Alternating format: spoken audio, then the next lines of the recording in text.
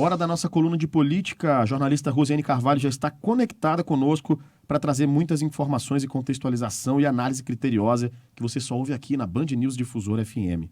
Rosiane, bom dia para você. Bem-vinda ao Band News Manaus. Bom dia, Rafael. Bom dia, Jenny. Bom dia aos ouvintes e às ouvintes da Band News Manaus. Muito bem, seja bem-vinda aqui, Rosiane. Hoje nós temos um entrevistado especial que já está conectado conosco aqui para participar da nossa coluna. Imagino que a gente vai tratar bastante sobre a situação que acontece no país hoje, com os atos de vandalismo, de terrorismo lá em Brasília. Então, deixa eu logo colocar aqui conosco na conversa o nosso entrevistado, o professor Caupolicán Padilha, já está aqui conosco. Seja muito bem-vindo. Muito obrigado pela participação, professor. Bom dia. Obrigado, eu que agradeço o convite, estou aí sempre à disposição. Obrigado. Muito bem, Rosiane Carvalho, você assina esta coluna. Vamos iniciar aqui então a entrevista com o professor. Olha, o professor Caupolicán Padilha é o presidente da Comissão de Direitos Humanos da Ordem dos Advogados do Brasil, na seccional Amazonas, já foi conselheiro federal da OAB e é alguém muito reconhecido entre os pares na sociedade amazonense pelo conhecimento muito aprofundado das questões relacionadas ao direito. Então, é a pessoa certa para ouvirmos a respeito do que está acontecendo, de tudo que a gente viu nas invasões, nas manifestações e na depredação do patrimônio público, e o ataque também por uma irresignação com o resultado das urnas às instituições, mais um capítulo desses ataques que ocorreram no domingo. E aí o professor Caupolicán vai nos ajudar a entender que tipo de crimes ocorreram naquele momento. Professor, obrigada pela entrevista, e eu já insiro o senhor na entrevista com essa pergunta. Por tudo que a gente viu e por todos os elementos que nós temos até este momento, de vídeos, de áudios, de fotos, que tipos de crimes a gente pode compreender que ocorreram naquele tipo de invasão e de ataque aos prédios do STF, do Planalto e também do Congresso Nacional? Eu vou procurar resumir ao máximo uma possível interpretação dos atos criminosos com relação a essa sequência de atos. Primeiro, eu vou fazer um parêntese, ou uma ressalva, ou, digamos, uma pontuação bem clara. Você não entende um ato de uma forma isolada, é preciso que você compreenda toda a sequência de atos que a gente vem testemunhando já há algum tempo. Existem alguns crimes que eu entendo que eles estão muito claros ali. Primeiro, o delito de dano qualificado. O dano qualificado é a destruição de patrimônio que pertence ao Estado e, no caso, causando grandes prejuízos. Mas o crime de dano qualificado, ele não é um crime interpretado como muito grave.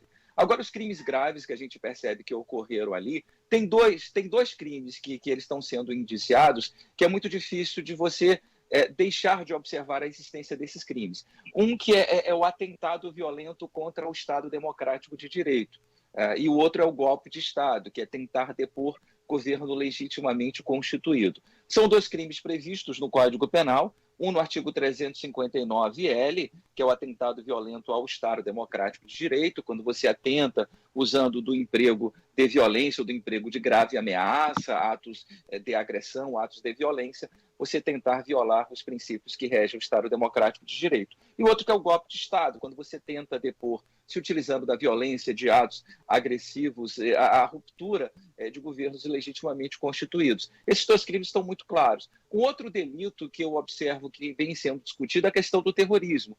E eu observo muitos colegas profissionais do direito que entendem que não haveria um terrorismo ali, em razão do terrorismo ser um crime que ele exige uma tendência subjetiva, existe um elemento subjetivo próprio, que eles entendem que não estariam caracterizados. Eu acho que é perfeitamente possível você caracterizar a ação desse grupo, né, dessa organização criminosa, porque eu entendo que nós estamos lidando com uma organização criminosa muito bem estruturada, muito bem hierarquizada, com financiadores, que são pessoas que alimentam financeiramente a organização, o grupo, etc.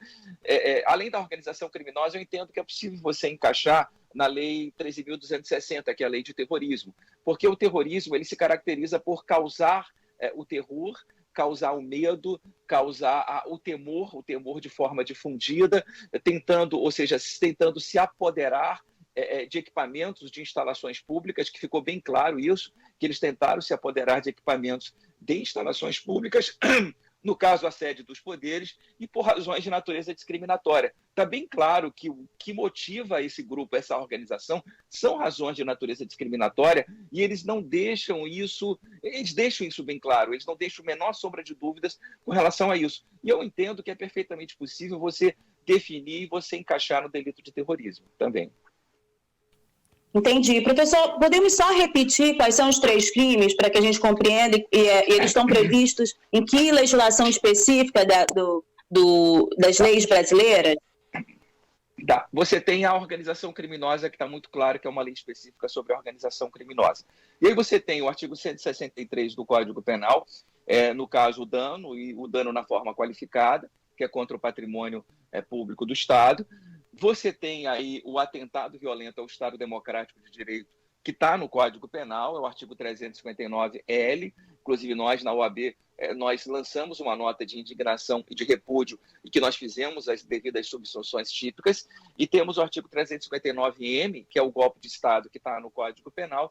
E eu, pessoalmente, entendo também que há o crime de terrorismo previsto na Lei 13.260. Professor, a gente observou ali em imagens...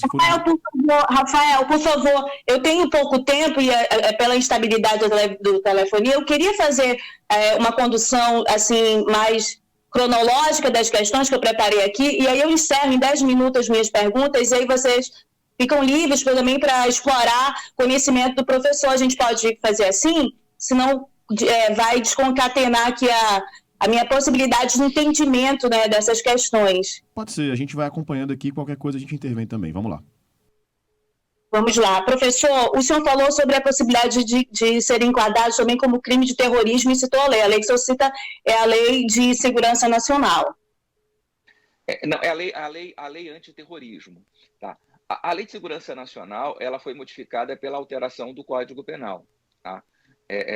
Os crimes que se encaixariam na antiga Lei de Segurança Nacional, esses crimes eles sofreram um novo redesenho, uma nova reestrutura deles, eles passaram a ser incluídos no Código Penal. O Código Penal, depois do fim da Lei de Segurança Nacional, ele incluiu os chamados crimes contra as instituições democráticas, né? Que na verdade, seriam possíveis crimes que estariam na antiga Lei de Segurança Nacional.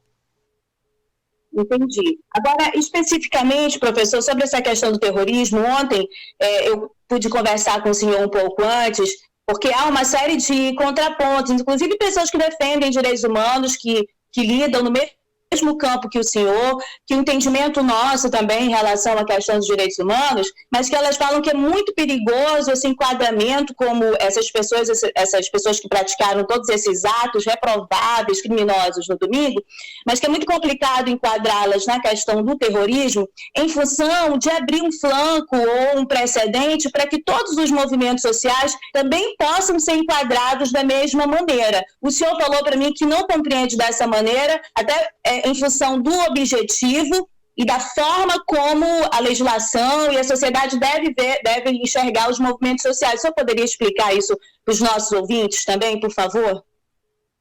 Eu acho que há um erro nessa leitura, na medida em que você está gerando uma interpretação equivocada do que seria um movimento social. Eu não interpreto esse grupo, essa malta criminosa, como movimento social. O movimento social ele tem um nexo de causalidade a partir, digamos, de organizações que são da sociedade civil. É grupo de trabalhadores, é o movimento dos sem terra, é a central de trabalhadores, é o movimento dos professores, é a união de estudantes. Você não vê isso lá. Você vê lá uma organização criminosa. Seria o mesmo que você interpretar como movimento social, seria o mesmo que você interpretar uma máfia, um grupo mafioso como movimento social. Você interpretar o PCC como movimento social. Tá?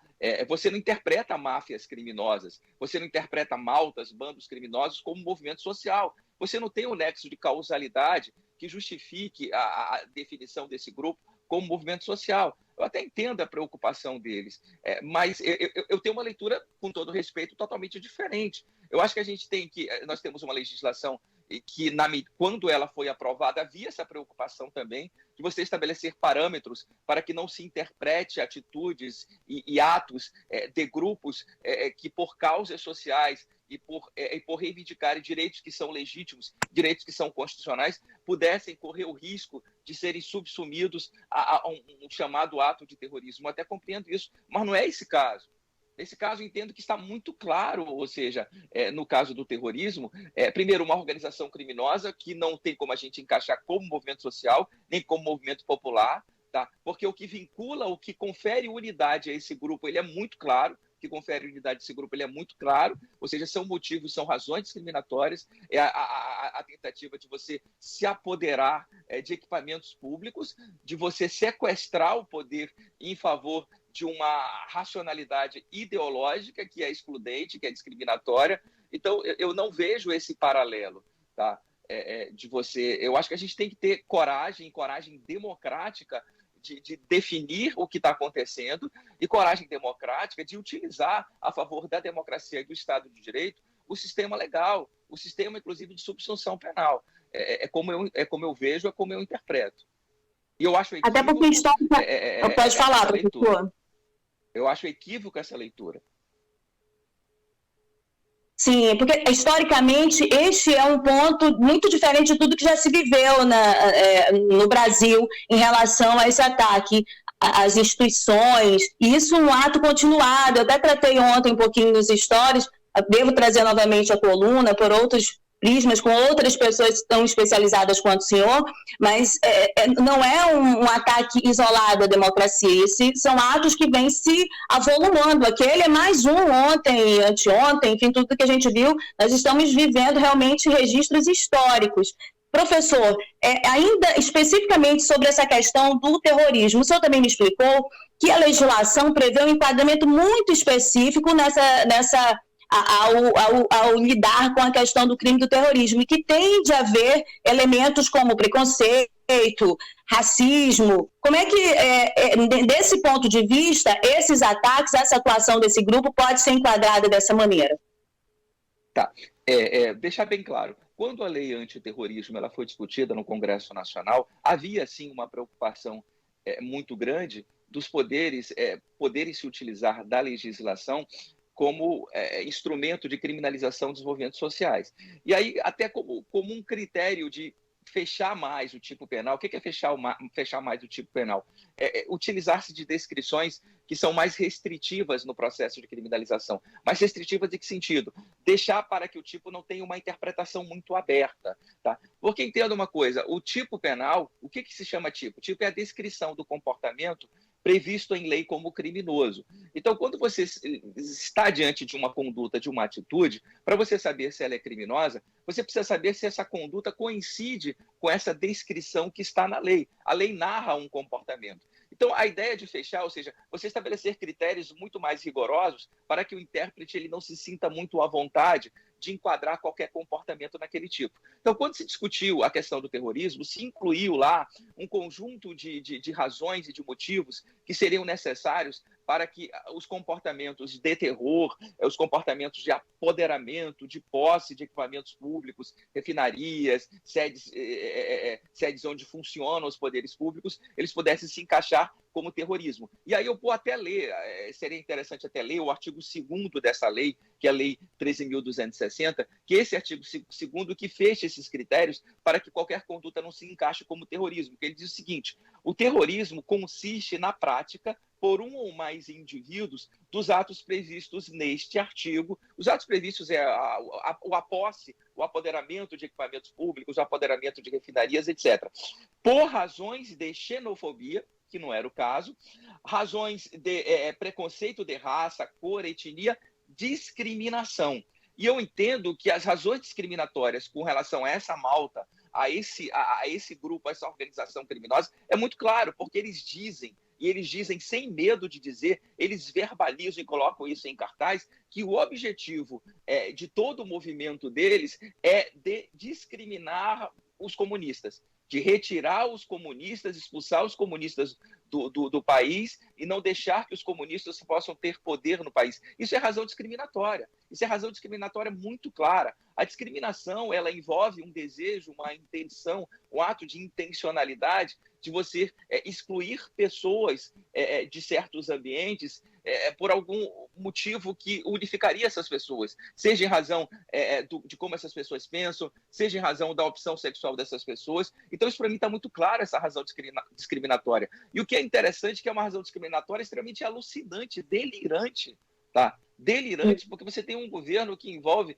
pessoas de esquerda, pessoas de direita, vê o Alckmin, vê o Múcio, vê a Simone Tebet, quer dizer, onde é que esse pessoal...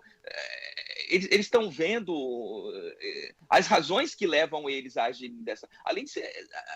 Não são reais, são alucinatórias, são extremamente delirantes. Esse pessoal está vivendo um delírio meio que doentio, mas eles deixam muito claro as razões que motivaram, que foi o móvel moral de toda essa sequência de comportamentos. E essa razão é nitidamente discriminatória. Tá? E eu acho que isso é mais do que suficiente para que você encaixe essa malta criminosa na Lei 13.260, que é a lei que define os comportamentos de terror, os comportamentos terroristas. Eu até concordo que o crime de terrorismo, alguns podem falar, ele é um tipo penal muito novo, ele ganhou, digamos, um debate maior depois do 11 de setembro, ele passou a ser, digamos, um objeto de preocupação dos poderes e inclusão com mais, digamos, densidade em legislações no mundo ocidental depois do que aconteceu no 11 de setembro nos Estados Unidos. E o conceito, a definição de terrorismo, ela é fluida em razão do equipamento que você utiliza, seja antropologia, sociologia, história, o direito, etc. Mas eu entendo que, nesse caso, enquanto subsunção penal, é bem possível, é muito possível que você possa acusar esse grupo de terrorista e deixar que o rito, a ritualização, que é o procedimento penal, o procedimento judicial apropriado, ele resolva isso nesse ambiente de debate, de tensão, que é o processo criminal. É como eu penso, é a minha linha de raciocínio. Perfeita explicação, como sempre, professor. Eu encerro as minhas perguntas colocando 2 pontos para o senhor, se o senhor puder acrescentar, que tipo de responsabilidade o senhor enxerga nas polícias militares, mas também nas polícias que são do Exército, que são responsáveis especificamente pela guarda do Palácio do Planalto, porque há esse item, esse ingrediente. O Palácio do Planalto tem uma guarda exclusiva que não funcionou, que não, por algum motivo não foi acionada no dia desse ataque, deixou todo aquele material, enfim, histórico, tudo muito vulnerável. Esse é um ponto. A outra questão vem da decisão do ministro Alexandre de Moraes, quando ele decide afastar o governador do Distrito Federal e dá uma indicação também para os outros governadores que desfaçam, que não dá mais para tolerar aquele agrupamento de pessoas em frente aos comandos militares, enfim, nos estados, porque isso está sendo de núcleo para o que a gente viu no domingo. Então, quais são as responsabilidades possíveis de enquadramento dessas polícias e seus comandos, e quais as possibilidades dos governadores que tolerarem esse tipo de grupo e de ações em seus estados? A responsabilidade, digamos, da Polícia Militar, que exerce o policiamento ostensivo no Distrito Federal, eu acho que as imagens elas deixam muito claro a participação omissiva e, inclusive, o encaminhamento da malta para o local de vandalização. As imagens elas são muito claras. A responsabilidade, digamos, coletiva, simbólica, institucional, ela já foi feita. O decreto de intervenção na segurança pública ele é uma resposta que eu entendo simbólica e institucional é suficiente. A responsabilidade penal ela é individual, não existe responsável.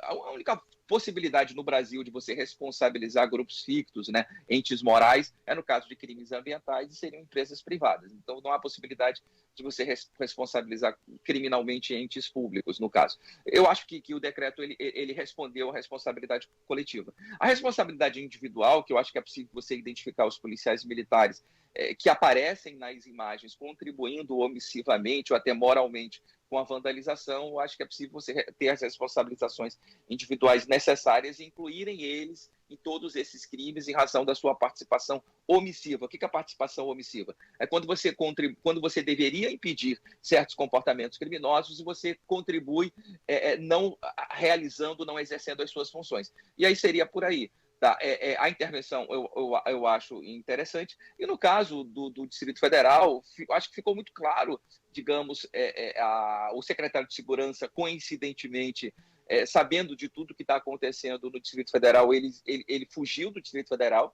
uma fuga estratégica dele. As conversas que foram tornadas públicas entre o governador e o subsecretário de Segurança também deixam muito claro que houve uma falha. Se essa falha, o ministro Alexandre de Moraes, ele interpretou que seria uma falha omissiva dolosa por parte do governador, por isso que afastou ele por 90 dias. Eu não sei, eu confesso que eu não tenho essa segurança ainda de se temos ou não uma falha omissiva dolosa, mas houve uma falha de omissão. Se foi intencional ou não, eu acho que só o tempo ele vai dizer, só as investigações elas vão responder essa pergunta, mas que está muito claro uma falha, uma omissão, está muito claro. Agora, se houve uma intenção criminosa em cima dessa omissão, eu acho que só as investigações vão esclarecer melhor isso aí. Muito bem. Rosiane Carvalho fez as perguntas aqui para o professor. Agradeço muito a participação, Rosiane. Mais uma coluna de política trazendo informações, trazendo esclarecimento. As perguntas que eu gostaria de fazer também, o professor já respondeu aqui na entrevista com a Rosiane Carvalho, então agradeço a participação também do professor Caupolicán Padilha. Muito obrigado pela presença, pela disponibilidade conosco para trazer esclarecimento ao público da Band News Difusora FM, professor. Tá, bom dia e sempre à disposição. Um bom dia. Muito obrigado, Rosiane. Mais uma coluna de política. Até a próxima. Até a próxima.